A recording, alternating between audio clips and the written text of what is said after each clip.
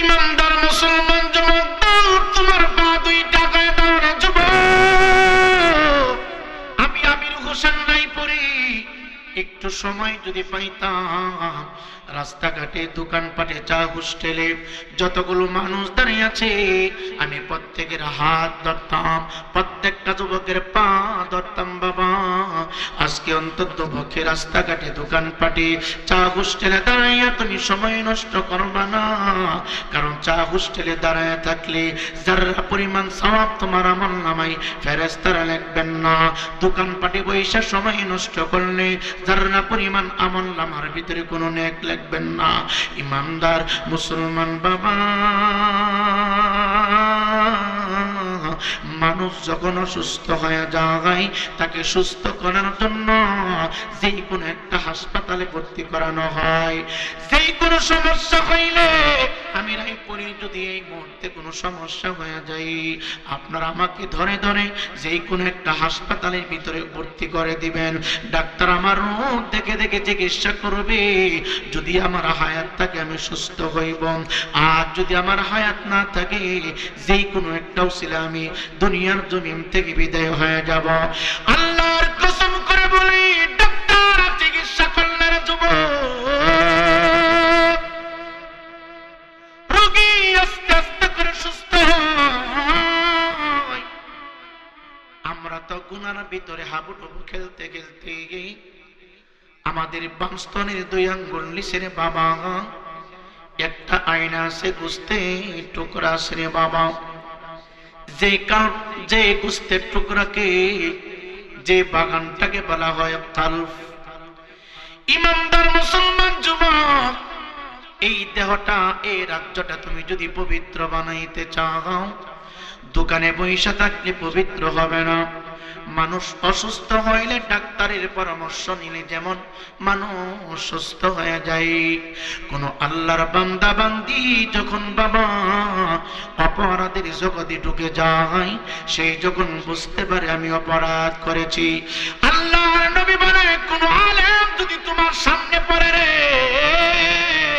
যদি তুমি নিজেকে অপরাধী মনে করো, আলেম যতক্ষণ তুমি পাইবা ততক্ষণ পর্যন্ত আলেমের চেহারার দিকে তাকায়া থাকবা। হাফেজ কোরআন যদি পায়া যাও, হাফিজুল কোরআনের দিকে তুমি তাকায়া থাকবা। ডাক্তার চিকিৎসা করলে যেমন রোগী সুস্থ হয়, একজন হক্কানি আল্লাহওয়ালার চেহারার দিকে যতক্ষণ আপনি তাকায়া থাকবেন রে বাবা, ততক্ষণ পর্যন্ত কোরআনে কারিমের হাফিজুল কোরআনের চেহারার দিকে তাকায়া থাকবেন, আমার আপনার আমলনামা থেকে গুনাহে সগীরাগুলি ঝরতে থাকবে। চিৎকার দিয়ে বলেন না আল্লাহু আকবার। ইমানদার মুসলমান বাবারা, আমি হাফেজ আলেম হইয়া তুমি সাধারণ মানুষ, তোমার 2টা পায়ে ধরতে হয় না বয়ান করার জন্য। কেন 2টা পায়ে বারবার ধরব? আমার আল্লাহ বলেছি, ইয়া আইয়ুহাল্লাযীনা আমানু কু আনফুসাকুম ওয়া আহলিকুম নারা। আল্লাহ বলে, হে তোমার কথার অন্তর্গত আমার বান্দা তোমরা শুনো, হে আমার ইমানদার বান্দা তোমরা শুনো, নিজে জাহান্নামের আগুন থেকে বাঁচো, পাড়া প্রতিবেশী আওলাদদেরকে তোমরা জাহান্নামের আগুন থেকে বাঁচাও। আমার আল্লাহ বলেছে নিজে কষ্ট থেকে বাঁচার জন্য, আরেকজনকে কষ্ট থেকে বাঁচানোর জন্য। এই জামাতের ভিতরে যেই সমস্ত বাবারা, যেই সমস্ত যুবক ছেলেরা মহব্বত করে, আমি অদম গুনাহগারকে নসুমতি থেকে সম্মান জানিয়ে এই কথা বলার মতো সুযোগ করে দিয়েছেন, সবাই আমার আপন। এই জন্য বাবা আয়াতে কারিমার দিকে খেয়াল করে আপনারা পায়ে ধরতেছি। আসুন ভাই, এই জায়গার ভিতরে বসলে জিন্দেগির গুনাহগুলো আমার আল্লাহ মাফ করে দিবে। আর যতক্ষণ পর্যন্ত বসে থাকবেন, ফেরেশতারা আপনার আমলনামার ডায়েরির ভিতরে সব দিতে থাকবে, নেক লিখতে থাকবে, লিখতে থাকবে। চিৎকার দিয়ে কি সুবহানাল্লাহ বলা যাবে না? ইমানদার মুসলমান যুবক, দুনিয়াটা খাও দাও ফুর্তি করার জায়গা না, দুনিয়াটা হলো আখিরাতের কৃষিক্ষেত। মুসল্লাই পড়ি, ভিআইপি গাড়ি দিয়ে চলাফেরা করি, যুবক ভালো ভালো খাবার খায়, তুমি হয়তো সুন্দর বিল্ডিং এর ভিতরে ঘুমাও, 3 বেলার ভিতরে একটা বেলা খাবার কোনো অভাব নাই। আসমানের নিচে জমিনের উপরে রে বাবা, আমার আল্লাহ রাব্বুল আলামিন একজন মানুষকে দামি বানিয়েছেন। ওই মানুষটা আব্বাতে আদম না, ওই মানুষটা হযরতে ঈসা রুহুল্লাহ না, ওই মানুষটা অন্যান্য পয়গম্বর না। আমরা যেই নবীর উম্মত হয়েছি, যিনি হায়াতুন নবী, যিনি জিন্দা নবী, যিনি রহমতের নবী, দোনো জাহানের বাদশা, কুল কায়নাতের বাদশা, যেই নবীর পায়ের তলা মোবারক থেকে মাথার চুলের আগা মোবারক পর্যন্ত সমস্ত দেহটাকে আমার আল্লাহ নূর দিয়ে সৃষ্টি করেছেন। নূর ওই নবী ডাকতে বলে দুনিয়ার মানুষ, ঘরের ভিতরে 6 মাসের খাবার স্টক করে নিলা, ঘরের ভিতরে 1 বছরের খাবার তুমি মজুদ রাখলা, ব্যাংকের ভিতরে কোটি কোটি টাকা তুমি ঢুকায় দিলা, তারপর আখিরাতের জন্য তুমি কোনো চিন্তা করলা না। তোমার মৃত্যু হয়ে যাবে এই ভাবনাটা তুমি একদিন ভাবলা না, তোমার আখিরাতের জমিনে উঠতে হবে এই ভাবলা তুমি ভাবলা না, মিজানের পাল্লার ভিতরে তোমার নেকি এবং বদিগুলি ওজন করা হবে এই চিন্তা তুমি করলা না। 30,000 বছরের রাস্তা ফুলসিরাতের গা তোমাকে পার করতে হবে এই চিন্তা তুমি করলা না। শুধু দুনিয়া দুনিয়া দুনিয়া দুনিয়া নিয়ে ব্যস্ত হয়ে গেল। এই যুবক, আল্লাহর কসম করে আমি নাই বলতে পারি গো, আমরা সবাই দুনিয়ার পাগল হইতে পারি, কিন্তু এই মাটি এই দুনিয়া আমাদেরকে তাড়ানোর জন্য রে বাবা আমরা এমন অপরাধ করি, আমরা অনেক মানুষ সুদের ব্যবসা করি, আমরা ঘুষ খাই, আমরা বেনামাজি, আমরা জেনা করি, আমরা মিথ্যা কথা বলি, পরের হক নষ্ট করি, ওজনে কম দেই, দুধের ভিতরে পানি মিশ্রিত করি। এই যুবক ভাই, হালাল এবং হারাম আমরা কোনো কিছুই বুঝি না। এই যুবক ভাই রে, এই জমিন তোমাকে নিয়ে যাওয়ার জন্য আমার আল্লাহর দরবারে আরজি জানাই প্রত্যেক দিন শতবার। এই জমিন বলি, আল্লাহ তোমার বান্দা আমার বুকটার উপরে দাঁড়াইয়া জিনা করেছে, আমাকে হুকুম দাও আমি টান মেরে আমার ভিতরে নিয়ে আসি। তোমার বান্দা আমি পবিত্র মাটির উপরে দাঁড়াইয়া মিথ্যা বলেছে, নামাজ কাজা করেছে, সুদের ব্যবসা করেছে, ঘুষ খেয়েছে, মানুষকে কষ্ট দিয়েছে, এত অপরাধ আমি সহ্য করতে পারি না, আমাকে হুকুম দাও আমি তোমার বান্দাকে মিশায় দেই, আমি তোমার বান্দাকে আমার ভিতরে নিয়ে আসি। আল্লাহ বলে, না রে জমিন, না না না, এখন সময় হয় না, সময় হইলে তুমি তার সাথে ব্যবহার করবা। যাই না রাখবা, এই জমিন একদিন তোমার জন্য ফুলের বাগান হয়ে যাবে, আবার এই জমিনটা তোমার জন্য বাবা ইটের বাটা আগুনের চুলা হয়ে যাবে। এই জমিনটার উপরে দাঁড়াইয়া তারা যত বেশি না কেমন খারাপ জমিনের উপর থেকে তুমি যখন নিচে চলে যাইবা, এই মাটি তোমার সাথে ভালো আচরণ করবে। নবী আমার ডাক দেখো,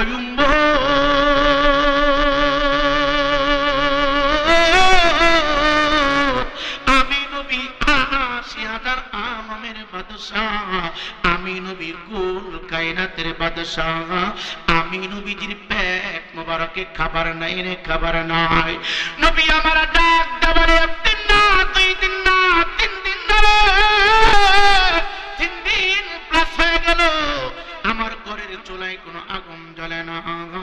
আমার নবী ডাক দেয়া কয়, ঘরের ভিতরে যখন কোনো খাবার নাই, আমি নবী চিন্তা করলাম আমি যদি খাবার না খেয়ে হুজরা মোবারক থেকে বাহির হইয়া সাহাবায়ে কেরামের সামনে যাই, আমার চেহারার দিকে তাকাইয়া সাহাবায়ে কেরাম বুঝে ফেলবে, আমার পেট মোবারকের দিকে তাকাইয়া সাহাবায়ে কেরাম বুঝে ফেলবে। কি করলেন আমার নবী? 4টা, 1টা না 2টা না গো, 3টা 4টা পাথর মুবারক, ছোট্ট একটা সাদা কাপড় মুবারক দিয়া পেঁচাইয়া নবীজির জুব্বা মুবারকের নিচে বেঁধে ফেললেন। সুবহানাল্লাহ। আপনাদের অসুবিধা হচ্ছে? কষ্ট হয়? আজ আসি তো কালকে নাই, নিঃশ্বাসের কোনো বিশ্বাস নাই বাবা। আজ আসি তো কালকে নাই, নিঃশ্বাসের কোনো বিশ্বাস নাই। দমে দমে দম ফুরাইলাম, দমে দমে দম ফুরাইলাম, এই দিকে কারো চিন্তা নাই। আজ আসি তো কালকে নাই, নিঃশ্বাসের কোনো বিশ্বাস নাই বাবা। আজ আসি তো কালকে নাই, নিঃশ্বাসের কোনো বিশ্বাস নাই। হবে যখন সমন্দারি,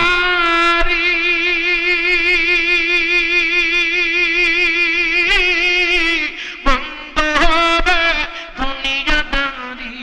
হবে যখন সমন্দারি, বন্ধ হবে দুনিয়াদারি। সব ছাড়িয়া যাবে তুমি, সব ছাড়িয়া যাবে তুমি, পরে রবে একলাই। আজ আসি তো কালকে নাই, নিঃশ্বাসের কোনো বিশ্বাস নাই বাবা।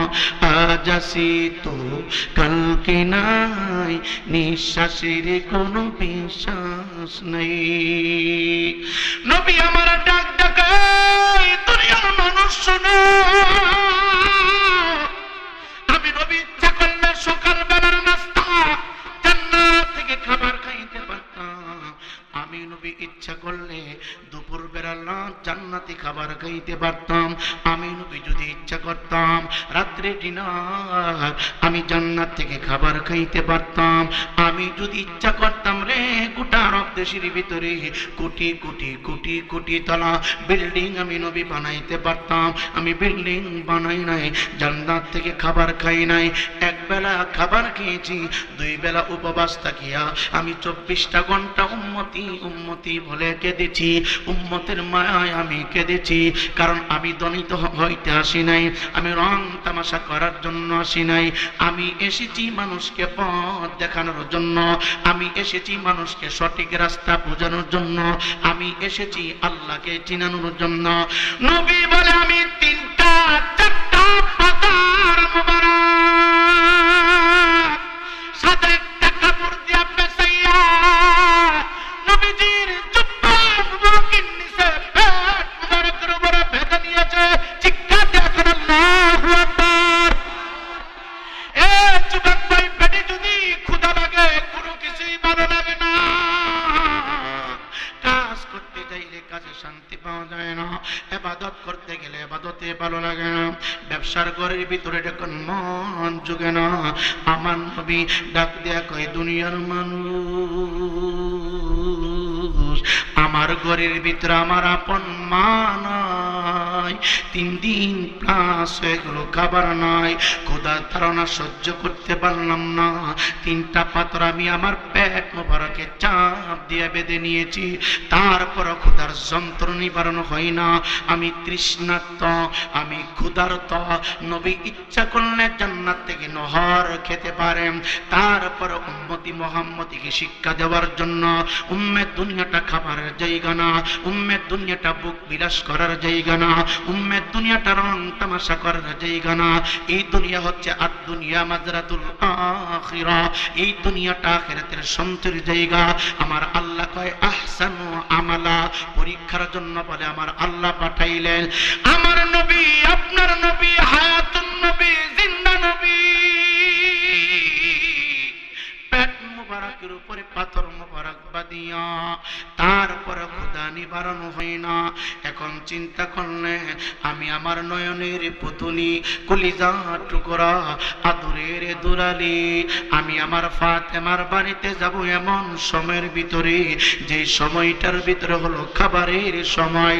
আমার নবী, আপনার নবী, হায়াতুন নবী, জিন্দা নবী, ফাতেমার হুজরা মুবারকের দিকে রওনা হয়ে গেল। এ যুবক ভাই, আল্লাহর কুদরত বোঝা যায় না। নবী আমার 3 দিন পর্যন্ত খাবার খায় না। যার বাড়িতে খাবার খাওয়ার জন্য আসবেন, যার ঘরে প্রবেশ করবেন, উদ্দেশ্য হইল দুপুরবেলা গেলে তো আমার মেয়ে আমাকে ইচ্ছা করে খাবার দিবে, তার ঘরের ভিতরে 2.5 দিন পর্যন্ত চুলায় আগুন জ্বলে না। যুবক ভাই সাবধান, 3 বেলার ভিতরে 1 বেলা পানি শুদ্ধ করে খাও, তারপর হারাম খাবে না। তারপরেও তুমি হারাম কাজের দিকে পা দিবা না। এ যুবক, স্টেজে আসার আগে যদি দাওয়াত দেওয়ার দিয়া যদি বলতেন হুজুর এই বিষয়ে কথা বলেন, সুন্দর করে গোছানোমূলক কথা বলতে পারতাম। মাহফিলে আইসা বিষয় দিলে যে উদ্দেশ্যে আসছে এলোমেলো হয়ে যায়। তারপর আপনাদের খতিব সাহেব হুজুর, খতিব হলো এলাকার বাদশাহ, ইমাম হলো এলাকার বাদশাহ। খতিব সাহেব হুজুর বলেছে হুজুর হালাল এবং হারামের দিকে কথা বলবেন, এই জন্য আমি এই দিকে কিছু কথা বলে যাই। 3 বেলার ভিতরে 1 বেলা খাবার খাইবা, 2 বেলা প্রয়োজনে উপবাস থাকবা, তারপর সুদ দিয়া লঙ্কা দিবা না, ঘুষ নিবা না, তারপর পরের হক নষ্ট করবা না। কি হবে সুদের ব্যবসা কইরা 1 কোটি টাকা ইনকাম তুমি করেছ, এখন মারা গেলে 1 টাকাও তোমার কাফনের ভিতরে দেওয়া হবে না। কি হবে সুদের ব্যবসা দিয়া চাঙ্গা কইরা তুমি অনেক সম্পদের মালিক হয়েছ, মৃত্যুর পরে 3 টুকরা কাপড় ছাড়া তোমার সাথে কোনো কিছুই যাবে না। নবী আমার ডাক ডাকায় দুনিয়ার মানুষ,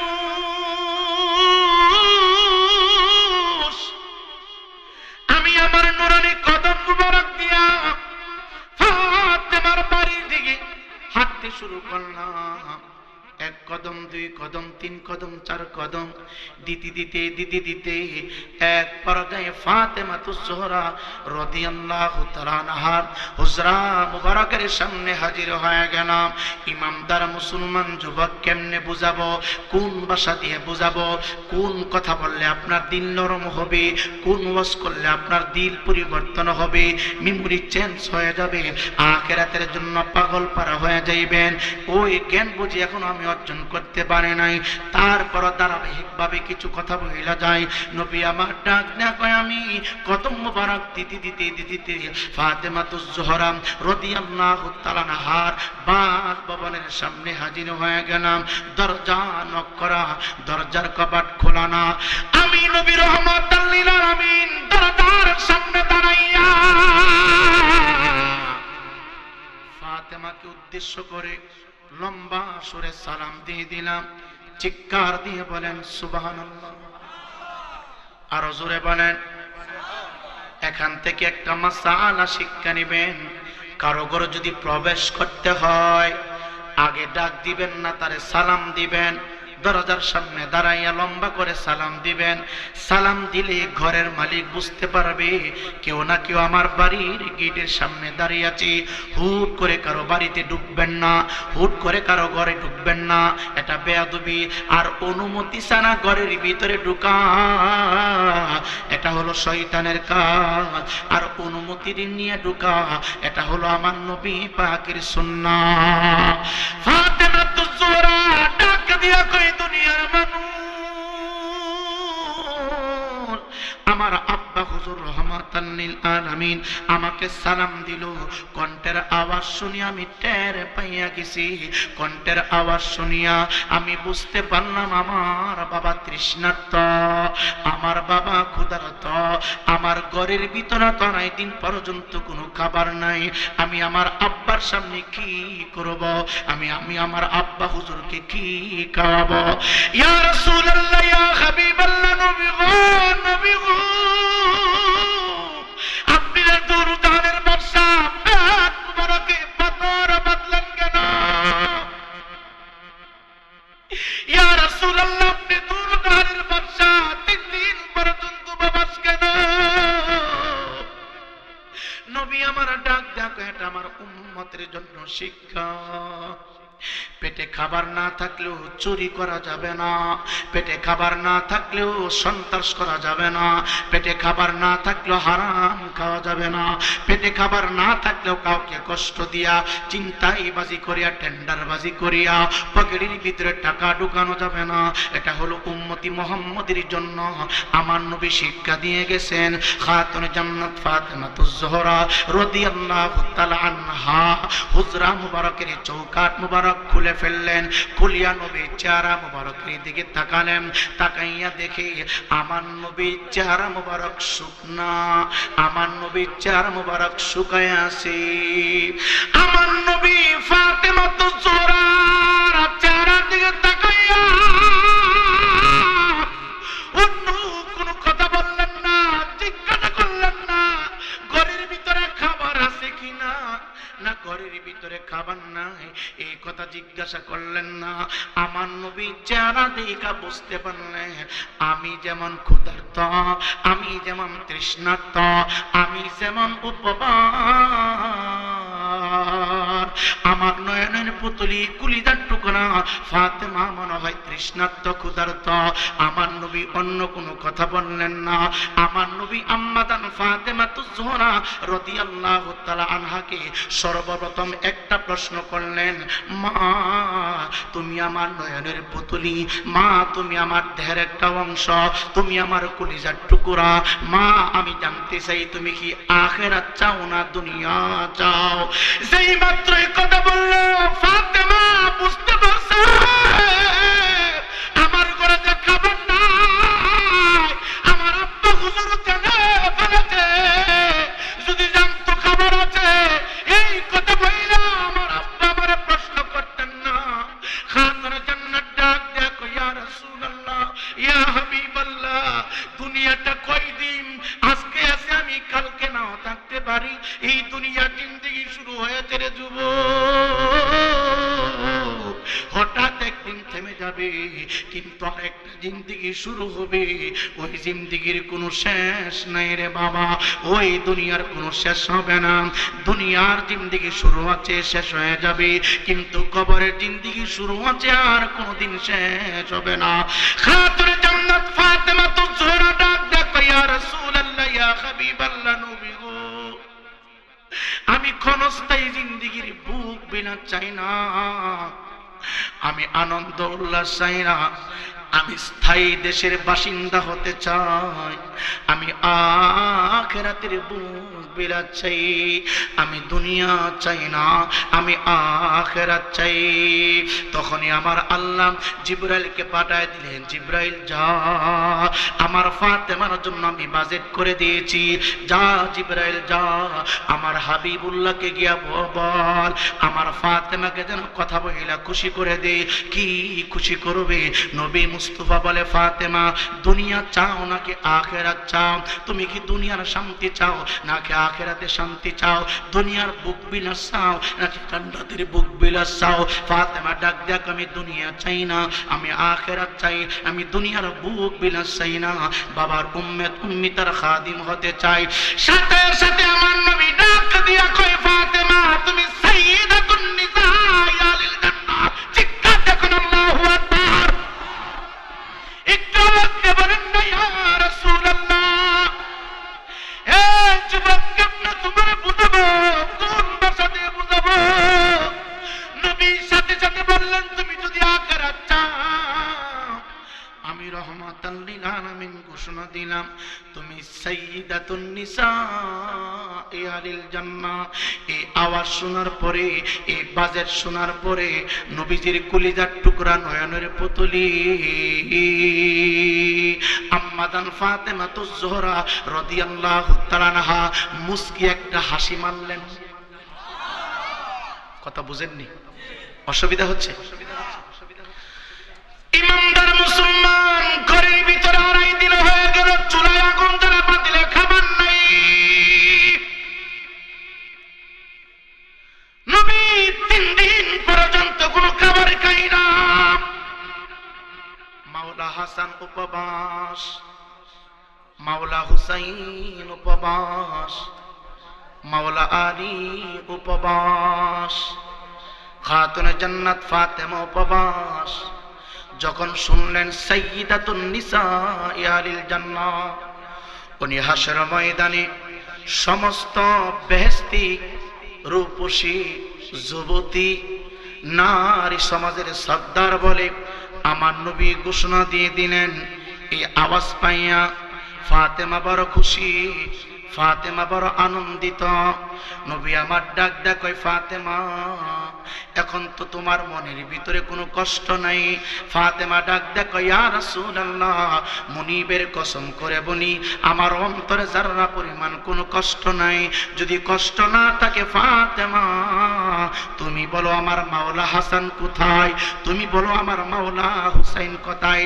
ফাতেমা ডাক ডাক কই, ইয়া রাসূলুল্লাহ, ইয়া হাবিবাল্লাহ, বাবাজি মাওলা হাসান একটু আগে ঘুম, মাওলা হুসাইন একটু আগে ঘুম, তারা দুইটা ভাই একসাথে ঘুমিয়ে আছে, ডাক দিব নাকি? নবী বলে না, এখন ডাক দেওয়ার প্রয়োজন নাই, একটু অপেক্ষা করো। আমার নবী ফাতেমার হুজরা মুবারক থেকে নবীর হুজরা মুবারকে গেলেন না, এবার ফাতেমার হুজরা মুবারক থেকে রে বাবা আমার আপনার নবী হায়াতুন নবী জিন্দা নবী উহুদ পাহাড়ের দিকে রওনা হয়ে গেলেন। কি সমস্যা হইতেছে? কথা বলেন না বাবা।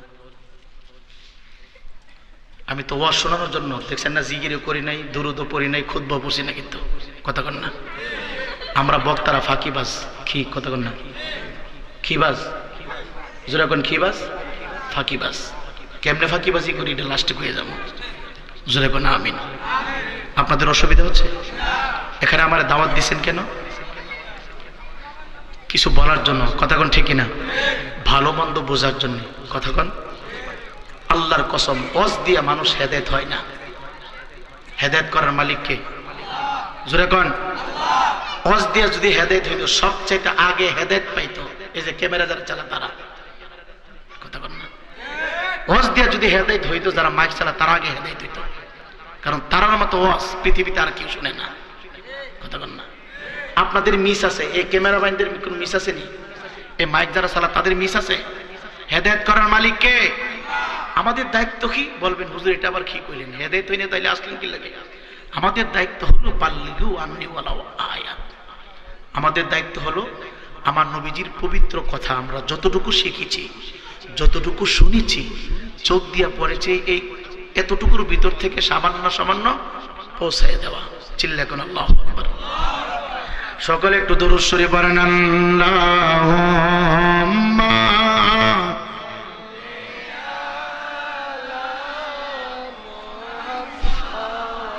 ওয়া আলা আলি সাইয়্যিদিনা মুহাম্মদ বলো আলা।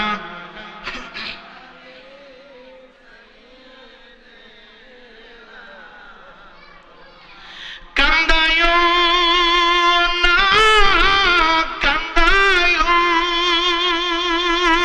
না নবী, মায়ের নবী রে, নবী রে কান্দাইলে কাঁদবা কবরে বলো আল্লাহুম্মা সাল্লি। জোরে ওয়ালা আলি।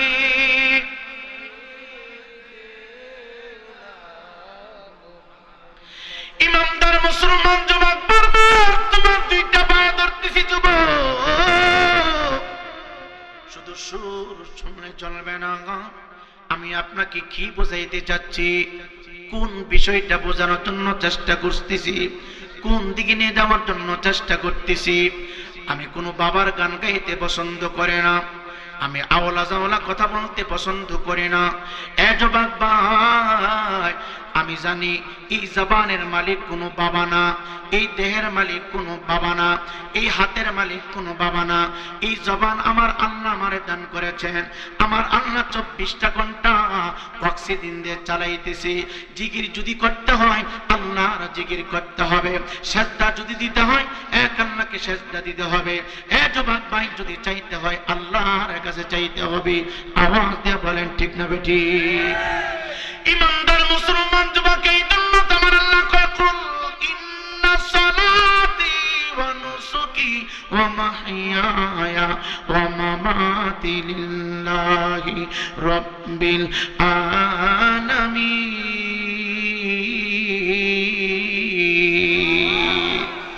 আল্লাহর কসম করে বলে যুবক, কোন পীরকে খুশি করার জন্য যদি জিকির করো আমার আল্লাহর সাথে সাংঘর্ষিক হয়ে যাবে। কোন পীরকে খুশি করার জন্য যদি সাজদা করো আমার আল্লাহ রাগান্বিত হয়ে যাবে। একটু আওয়াজ দিয়ে বলেন না যুবক, এই জমিনে এই ময়দানে ইবাদত কার চলবে? জোরে বলেন কার কার কার? যা কিছু করবেন সমস্ত কিছু আল্লাহর জন্য করতে হবে, কোন মানুষকে খুশি করার জন্য করা যাবে না। এবার আমার নবী ডাক দেয়া কই দুনিয়ার মানুষ, আমি বুঝতে পারছি আমার নয়নের পুতুলি কলিজার টুকরা ফাতেমার ঘরে খাবার নাই, মাওলা হাসান উপবাস, মাওলা হুসাইন উপবাস। আমি নবীজি উহুদ পাহাড়ের দিকে রওনা হয়ে গেলাম। এই মানে ইমানদার মুসলমান যুবক, রহমতের নবী উহুদ পাহাড়ের দিকে রওনা হয়ে গেলেন। যাইতে যাইতে যাইতে যাইতে রে বাবা, রহমতের নবী উহুদ পাহাড়ের কাছাকাছি চলে গেলেন। ধরেন উহুদ পাহাড় যাইতে আরো 1 কিলোমিটার রাস্তা বাকি আছে। আমার নবী তাকায় দেখে দাড়ি পাকনাওয়ালা একজন মুরব্বী, চুলগুলো পেকে গেছে, দাড়িগুলো পেকে গেছে, গায়ের চামড়া খসখসা হয়ে গেছে। বৃদ্ধা লোকটা রশি দিয়া বালতি দিয়া কূপ থেকে পানি উঠাইতেছে। পানি উঠাইয়া উঠাইয়া খেজুর বাগানের তলায় পানি ঢালতেছে রে বাবা। এক বালতি কূপ থেকে পানি উঠাইয়া প্রত্যেকটা গাছের গোড়ায় গোড়ায় বুড়া মানুষটা দিতেছি। নবী অনেক সময় পর্যন্ত তারা চেহারার দিকে লক্ষ্য করলেন, খেয়াল করলেন, তাকায় দেখতেছে লোকটা বুড়া মানুষ, তার গায়ের শক্তি ড্যামেজ হয়ে গেছে। কূপ থেকে পানি উঠাইতে যাইয়া তার অনেক কষ্ট হয়ে যাচ্ছে। নবী আমার চিন্তা করতেছে এখন কি করা যায়। লম্বা সময় পর্যন্ত নবীজি বিদ্যালোকের দিকে তাকানো। আস্তে আস্তে করে বুড়া মানুষটার সামনে গেলেন, ডাক ডাক কই বাপজান, এই বাগানের মালিককে আমি একটু শুনতে চাই। এই বাগানের মালিকের বাড়ি কোথায়? যদি একটু বাগানের মালিকের সাথে আমার একটু কথা বানাইতেন। 2 থেকে 3টা শব্দ আমার নবী ব্যবহার করলেন। বৃদ্ধা লোকটা ডাক দেখে, বাবাজি আপনার বাড়ি কোথায়, ঠিকানা কোথায়, কোত্থেকে আপনি এই পর্যন্ত এসেছেন? আপনার মুখের ভাষা এত সুন্দর, আপনার প্রত্যেকটা বাক্য থেকে যেন মুক্তা ছড়াই। হুজুর আপনার বাড়ি কোথায় গো? আপনার ঠিকানা কোথায়? আপনার দেশ কোথায়? আপনার চেহারা এত সুন্দর কেন? আপনার জবান মুবারকের কথা এত সুন্দর কেন? আপনার ব্যবহার এত সুন্দর কেন গো? আগে আপনার পরিচয়টা দেন। নবী আমার নবী পরিচয় দেন না, ডাক দিয়া বলে রে আমার বাড়ি অনেক দূরে। কই কত দূরে? কই বহু দূরে। আপনি কিসের জন্য এত কষ্ট করতেছেন? বাগানের মালিক কি একটু কি বলবেন? বাগানের মালিকের বাড়ি কোথায় একটু কি বলবেন? ডাক ডাক কই কেন বাগদান? আমার নবী মুস্তাফা বলে আমার একটা কাজের প্রয়োজন, আমি কাজ করব। ওরে গলেতে তসবিহ মালা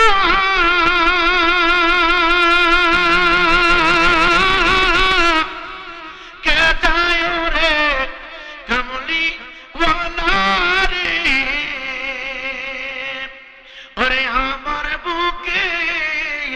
হৃদ মাজারে তারে দিব ঠাই রে রাসূল নামে ওকে এলো মদিনায় রে রাসূল নামে ওরে আকাশের চন্দ্র যেন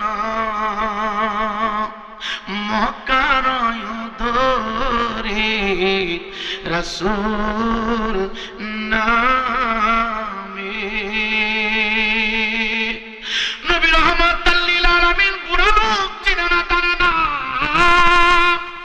ডাক দিয়া বলে বাবা আমি একটা কাজের সন্ধানে হুজরা মুবারক থেকে বাগির হয়েছি আমি কাজ করতে চাই কাজ এই বাগানের মালিক যদি আমি পাইতাম তার সাথে একটু কথা বলে যে কোনো ধরনের কাজ আমি করে নিতাম বিদ্যা লোকটা ডাক দেয় আপনার ঠিকানা না বললে কাজ দেওয়া যাবে না আমার বাড়ি অনেক দূরে ঠিকানা দেওয়া যাবে না যদি আপনার দয়া লাগে গো যদি আপনার মায়া লাগে আমাকে একটু কাজ আপনি দিতে পারেন আপনি যে কাজটা করতেছেন বিনিময়ে বেশি দিতে হবে না আমি খেয়াল করতেছি আপনি কূপ থেকে পানি উঠাইতে যাইয়া আপনার অনেক কষ্ট হচ্ছে আপনার অনেক ব্যথা হচ্ছে আপনার অনেক ঘামগুলো শরীর থেকে ঝরছে আপনার এই কাজটা মানে দিয়ে দেন সামান্য সামান্য হাতিয়া দিলেই চলবে বিদ্যা লোকটা ডাক দেখায় তুমি কাজ করার জন্য এসেছ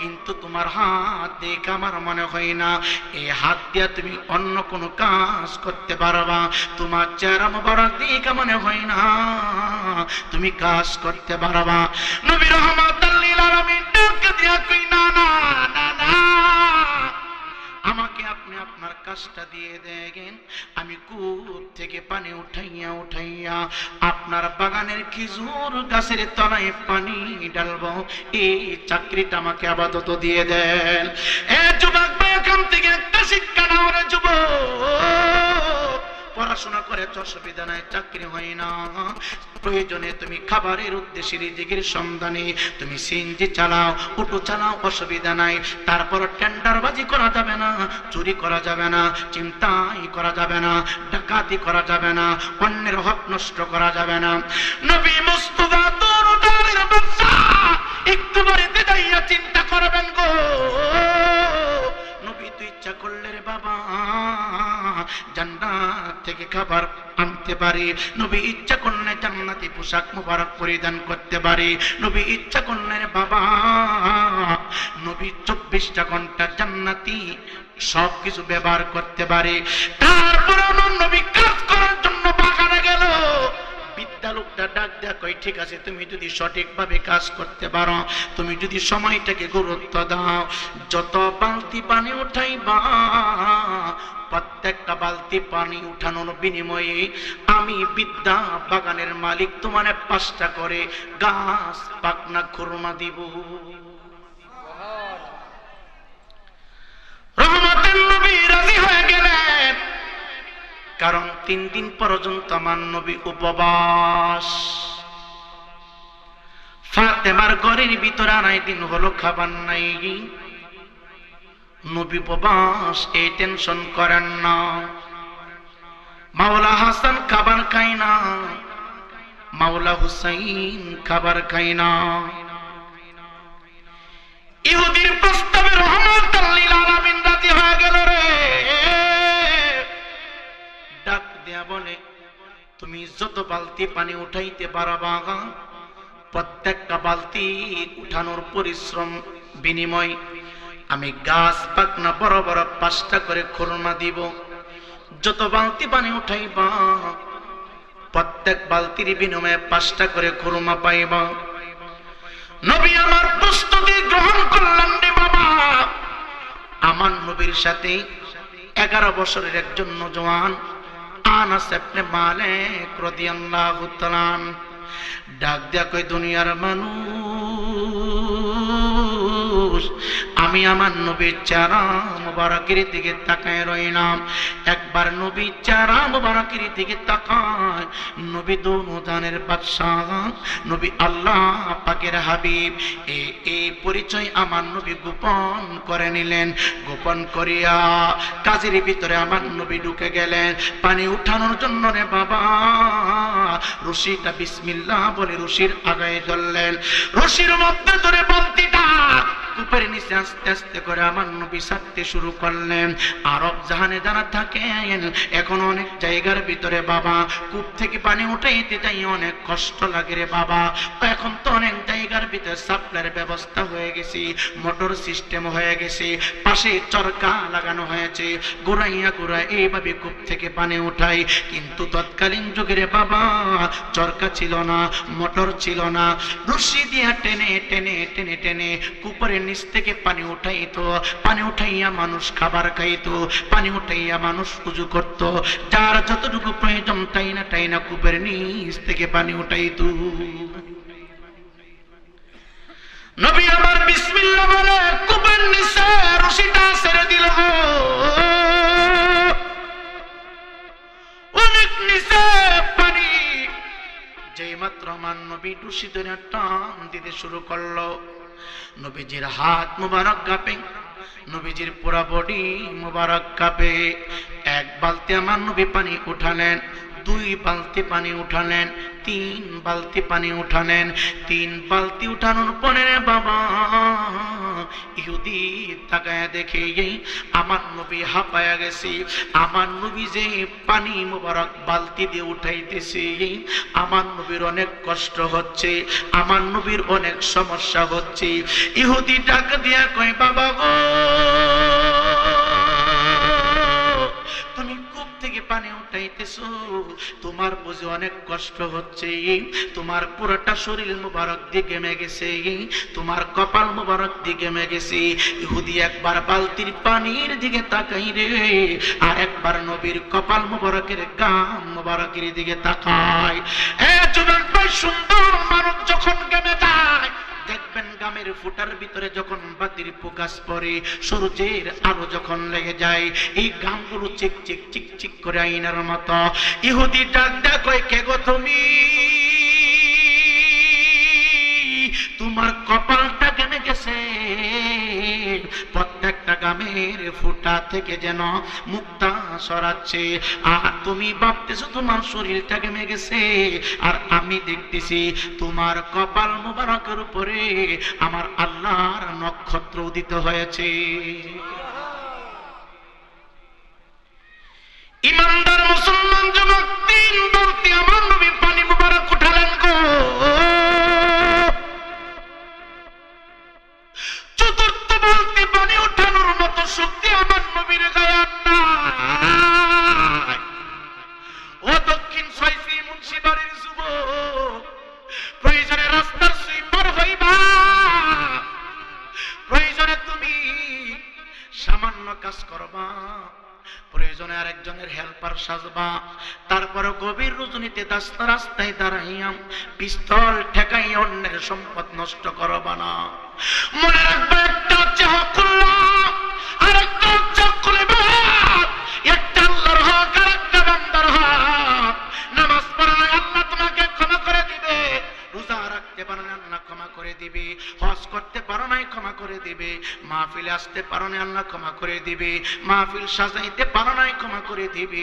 কিন্তু বান্দার হক নষ্ট করেছ, আমার আল্লাহ ইচ্ছা করলে ক্ষমা করতে পারে, তারপর আমার আল্লাহ ক্ষমা করবে না। এই জন্য অনুরোধ কইরা বলি, হালাল এবং হারামটা বুঝবেন, কর্ম করে খাইবেন। ছোট হতে পারে, আপনি রাজমিস্ত্রি হওয়া লাগবে না, রাজমিস্ত্রি জুগালি দিয়া ভাত খান, তারপর মনের ভিতরে সাহস জাগবে, আপনি উটুটাই বা উটু চালাইয়া ভাত খান, তারপর মনের ভিতরে একটা শক্তি থাকবে। আর গভীর রজনীতে রাস্তায় দাঁড়াইয়া যদি ডাকাতি করেন, অন্যের বাড়ির মাছ যদি লুণ্ঠন করেন, আপনি ইলিশ মাছ খাইতে পারবেন, খাসির গোশত খাইতে পারবেন। আল্লাহর কসম করে বলছি, খাবারের সময় আপনার ভিতরে কলিজাটা একটা চিপা মারবো, আমি যে খাবার খাইতেছি এটা তো হালাল না রে, এটা তো হারাম খাবার খাইতেছি।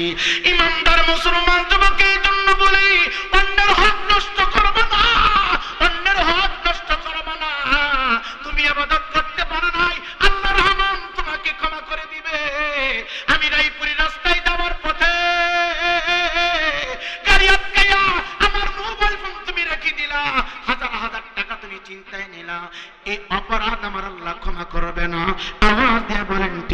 ঠিক? এর জন্য আমার আল্লাহ কইয়া আইয়ুহাল্লাযীনা আমানুত্তাকুল্লাহা হাক্কা তুকাতিহি ওয়া লা তামুতুন্না ইল্লা ওয়া আনতুম মুসলিমুন। যেরকম সুবহানাল্লাহ। তিন বালতি পানি মুবারক আমার নবী উঠাইয়া কূপ থেকে একটু দূরে যায় আমার নবী জমিনের উপরে বসে পড়লেন।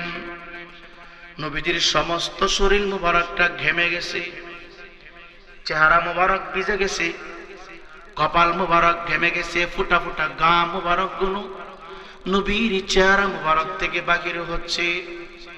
আর উঠতে পারে না, বালতি দিয়া কূপ থেকে পানি উঠাবে এমন শক্তি নবীর শরীর মুবারকে নাই।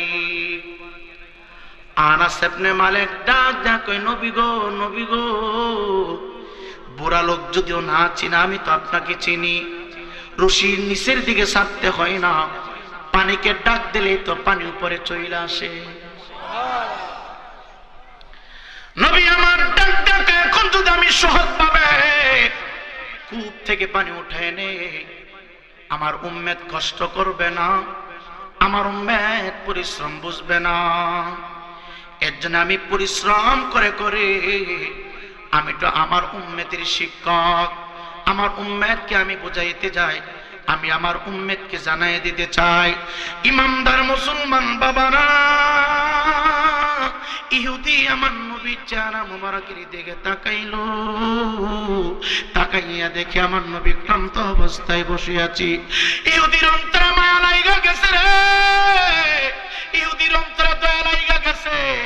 ডাক ডাক কই, বাপজান, আপনি যে 3 বালতি পানি উঠাইছেন, আমি দেখেছি আপনার অনেক কষ্ট হয়েছে, আপনার হাত মুবারক কেঁপেছে, আপনার সমস্ত বডি মুবারক ঘেমে গেছে, আপনার কপাল থেকে ফুটা ফুটা গাম মুবারক নিচের দিকে নামতেছে। ও বাপজান, আপনি কি ক্ষুধার্ত, আপনি কি তৃষ্ণার্ত, আপনি কি খাবার খান নাই? নবী কোনো কথা বলে না, বলে না। আমার নবীর পবিত্র জবান মুবারক চুপ, কোনো আওয়াজ করে না। একবার, দুইবার, তিনবার আমার রহমতের নবীকে প্রশ্ন করলেন। তৃতীয়বারের মাথায় আমার নবী ডাক দেয়া কয়, হ্যাঁ আমি তৃষ্ণার্ত, আমি ক্ষুধার্ত। ইহুদি কি করলেন? এই বাগান থেকে পাকনা পাকনা খেজুরগুলো পারিয়া বাগানের ভিতরে যে ছোট্ট একটা হুজরা আছে, ওই হুজরার ভিতরে ইহুদি দৌড় দিয়া ঢুকলেন। ঢুইকা বাঁচা বাঁচা বাঁচা বাঁচা 5টা খুরমা আনলেন, আনিয়া আমার নবীর পবিত্র হাত মুবারকে দিলেন। হাত মুবারক উঠাইয়া দেওয়ার পরে রে, ইহুদি একবার আমার নবীর নুরানি চেহারা মুবারকের দিকে তাকায় রে বাবা। আর আমার নবীজি 3 বালতি পানি উঠাইয়া 3টা গাছের গোড়ায় যে দিল রে, ওই গাছের দিকে তাকায়। ইহুদি বাগানের মালিক মনে মনে চিন্তা করে, এতদিন পর্যন্ত আমি কূপ থেকে আমার হাত দিয়া পানি উঠাইয়া উঠাইয়া আমি খেজুর গাছের তলায় ডাললাম, গাছের কোনো পরিবর্তন নাই, বাগান কোনো পরিবর্তন হয় না। আজকে এই যুবককে রে, এই মানুষটার বাড়ি কোথায় রে, যার হাতের বালতি, যার হাতের সোয়ার পানির বদলতে যত জায়গায় পানি মুবারক ঢেলে দিল, গাছগুলি পরিবর্তন হয়ে গেল, ফলগুলি পরিবর্তন হয়ে গেল। এই ইমানদার মুসলমান যুবক, 5টা পাকনা খুরমা নবীর হাত মুবারকে দিল। নবী ইচ্ছা করলে 5টা খুরমা একা খাইতে পারত, আমার নবীজি একা 5টা খুরমা ভক্ষণ করে নাই। 5টা খুরমাকে 2টা ভাগ করলেন, 2.5টা একদিকে, 2.5টা একদিকে, 2.5টা আমার নবীজি নিজে ভক্ষণ করল গো। আর 2.5টা খুরমা নবীজির খাদেম আনাস ইবনে মালিকের হাতের ভিতরে উঠিয়ে দিল। আনাস ইবনে মালিক ডাক দিয়া কই, দুনিয়ার মানুষ রে, আমার মতো না কান্দা না নবীর খেদমতে হাজির ছিলাম।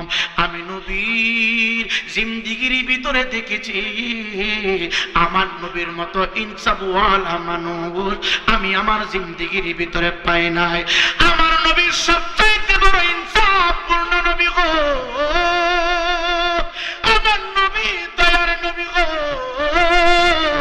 আমার নবীর মতো দয়াবান আমার আল্লাহ আসমানের নিচে জমিনের উপর আর কাউকে বানান নাই, কাউকে পাঠান নাই। আনাস ইবনে মালিক ডাক দেয়া কয় নবীর হুকুম পাইয়া আমি আড়াইটা খুরমা নিজে খেয়ে নিলাম। আমার রহমতের নবী আড়াইটা খুরমা খেয়ে নিল। আমার নবী আড়াইটা খুরমা খেয়ে আব্বা কূপ থেকে চতুর্থ বালতি পানি উঠানোর জন্য কূপের ভিতরে বিসমিল্লাহ বলে রশিটা আবার সাইরা দিছি। এখন আস্তে আস্তে করে বালতিটা তুলতে সহজ হয়ে যাচ্ছে। আস্তে আস্তে করে চতুর্থ বালতি পানি মুবারক উঠাইলেন, পঞ্চম বালতি পানি উঠাইলেন, ষষ্ঠ বালতি পানি উঠাইলেন, সপ্তম বালতি পানি উঠাইলেন, অষ্টম বালতি পানি উঠাইলেন। পানিগুলো উঠাইয়া উঠাইয়া যত গাছের গোড়ায় দিতেছে, গাছের কালার, গাছের ফল, গাছের পাতাগুলো ভিন্ন রকম হয়ে যাচ্ছে। নবম বালতি পানি পানি উঠানোর জন্য আব্বা যখনই কূপের ভিতরে বালতিটা ছেড়ে দিয়েছে, সারতে দেরি হয়েছে রে আব্বা। আমার আল্লাহ এই জায়গা থেকে নবীর সম্মান বাড়াবে। আমার আল্লাহ এই ঘটনা দিয়া আমার নবীর ইজ্জত সম্মান প্রবাসীদের কাছে বাড়াবে, বিশ্ববাসীর কাছে জানাইয়া দেবে আমার নবী কত ধৈর্যশীল, আমার নবী কত মহৎ, আমার নবী কেমন রহমত, আমার নবী কতটুকু বরকত, আমার নবী উম্মতের কেমন দরদি। এই কাজ দিয়া গোটা বিশ্ববাসীকে আমার আল্লাহ জানাইয়া দিবে। যেই মাত্র নবম বালতি পানি উঠাবে, মাঝখান দিয়া রশিটা ছিঁড়া বালতিটা নিচের দিকে চলে গেছে। শুধু বালতি ছিঁড়ে নাই, বালতিটা যাইয়া একবারে মাটি বরাবর হয়ে গেছে। আনাস ইবনে মালিক তাকায় আছে নবীর চেহারা মুবারকের দিকে। ইহুদি ডাক দেয়া কয় ব্যাপার কি, এত সময় পর্যন্ত কূপ থেকে পানি উঠাইলা, এখন বালতি কোথায় রে? রশি কেন, বালতি কোথায়? আমার বালতি চাই। নবী আমার ডাক দেয়া কয় বালতি তো মাঝখান দিয়া সিঁড়ি নিচে চলে গেছে, এখানে আমার তো কোনো অপরাধ নাই, আমার কোনো দুর্বলতা নাই। ইহুদি নবীর দিকে তাকাইয়া ডাক দেয়া কই না না, তুমি ইচ্ছা করে আমার বালতি কূপের ভিতরে রেখেছ, যেইভাবে হোক বালতি আমাকে দিতে হবে। আমার নবী ডাক দেয়া কই না না না না, আমি ইচ্ছা করে বালতি এই কূপের নিচে ফেলে দেই নাই, রশি মাঝখান দিয়া ছিঁড়ে গেছে। যুবক এখন তো অনেক দামি দামি রশি আছে, 5 বছর পর্যন্ত ব্যবহার করলো, মাঝখান দিয়া কোনো ছিঁড়ে যায় না রে। ওই যুগের ভিতরে আব্বা খেজুর পাতার সুবরা দিয়া রশি বানানো হতো। লম্বা সময় পানির সাথে সম্পর্ক থাকার কারণে রশির মাঝখান দিয়া দুর্বল হয়ে গেছে। আমার নবীর টান দেওয়ার সাথে সাথে মাঝখান দিয়া ছিঁড়ে গেছে। একটা কথা মনে রাখবেন, আপনি হিন্দু কোনোদিন আপনার আপন হবে না, বৌদ্ধরা কোনোদিন আপনাকে দিল থেকে ভালোবাসবে না, একজন হিন্দু কোনোদিন আপনাকে মন থেকে ভালোবাসবে না। হিন্দু শুধু আপনার কাছ থেকে স্বার্থ আদায় করবে, বৌদ্ধ শুধু আপনার কাছ থেকে স্বার্থ আদায় করবে। ইহুদিরা কোনোদিন মুসলমানের বন্ধু হয় না রে, ইহুদিরা কোনোদিন মুসলমানদের আকর্ষণীয় বন্ধু হয় না রে বাবা। তারা শুধু মুসলমানের কাছ থেকে কিভাবে স্বার্থ হাসিল করা যায় এই চেষ্টায় তারা চেষ্টা করে, এই চেষ্টায় তারা সময় ব্যয় করে। এর জন্য আমি আপনাদের 2টা পায়ে হাত দিয়া বলি, আমরুল বাজারে যাই না কোনো হিন্দু দোকান থেকে সদাই নেবেন না, যাই না কোনো বৌদ্ধ দোকান থেকে সদাই নেবেন না।